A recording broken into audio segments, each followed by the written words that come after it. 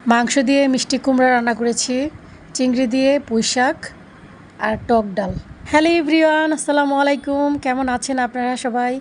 আশা করছি সবাই খুব ভালো আছেন এবং সুস্থ আছেন। হ্যাঁ, এটা ভালো বেশি।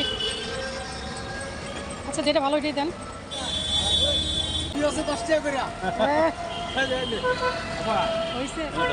কোথেকে আসছে এই সবজি?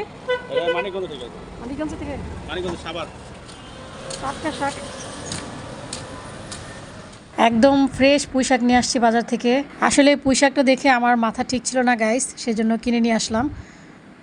আর শাকসবজি খাওয়া তো শরীরের জন্য অনেক ভালো, সেজন্য সবসময় চেষ্টা করি শাকসবজি খেতে। আজকে চিংড়ি মাছ দিয়ে পুঁই শাকের ঝোল করব ভাবছি। আর এই যে মিষ্টি কুমড়া দেখতে পাচ্ছেন, আমার অনেক দিন থেকে ইচ্ছে হচ্ছে মাংস দিয়ে মিষ্টি কুমড়া রান্না করতে। তো মাংস যেহেতু রান্না করা ছিল, আমি সেখান থেকে অল্প কয়েকটা নিয়ে আসছি। এখন মশলা থেকে মাংসগুলোকে আমি আলাদা করে করে খুব সুন্দর করে তেল দিয়ে ভেজে নেব। এত ভালো করে ভাজবো যাতে মাংসগুলো শুটকি হয়ে যায়, কারণ ভাজা মাংস দিয়ে মিষ্টি কুমড়া রান্না করলে খেতে অনেক ভালো লাগে।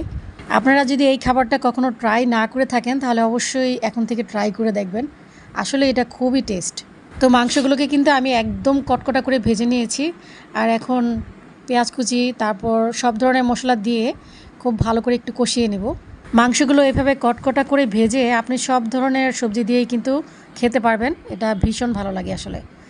এখন আমি থেকে যাওয়া মশলাগুলো দিয়ে দিচ্ছি এখানে, আর সামান্য একটু চিনি দিয়ে দিচ্ছি যেহেতু মিষ্টি কুমড়া রান্না করছি। আজকে সকাল থেকে সারাদিনই গুঁড়ি গুঁড়ি বৃষ্টি হচ্ছে।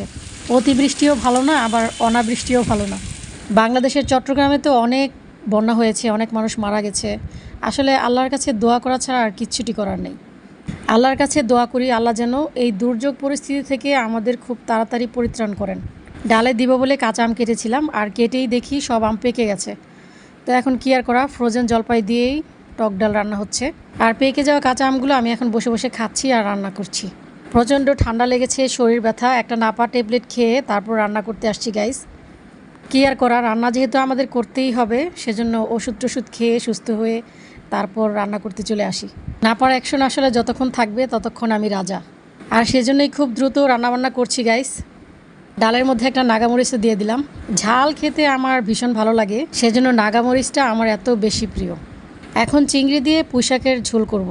আর শাকের ঝোল আসলে আমরা সবাই খুব পছন্দ করি, বিশেষ করে পুঁই শাকের ঝোল। আর আমি মনে করি ঝোল খাবারটা শরীরের জন্য অনেক বেশি দরকার। আমি কিন্তু চাইলে চিংড়ি মাছ দিয়ে একদম শুকনো শুকনো করে রান্না করতে পারতাম, কিন্তু পরে ভাবলাম যে একটু ঝোল ঝোল থাকলে বেশি ভালো হবে, কারণ শাকের স্যুপ খাওয়াটা কিন্তু অনেক বড় ব্যাপার। তো আল্লাহর রহমতে আমরা কিন্তু সবাই মোটামুটি শাক সবজি প্রচুর খাই। আমি যদিও অল্প তরকারি দিয়ে ভাত খেতে পারি, কিন্তু আমার ফ্যামিলি কেউই কিন্তু অল্প তরকারি দিয়ে ভাত খেতে পারে না, সেজন্য আমার তরকারি একটু বেশিই রান্না করতে হয়। আপনাদের সাথে বকবক করতে করতে আমার রান্না কিন্তু প্রায় শেষের দিকে।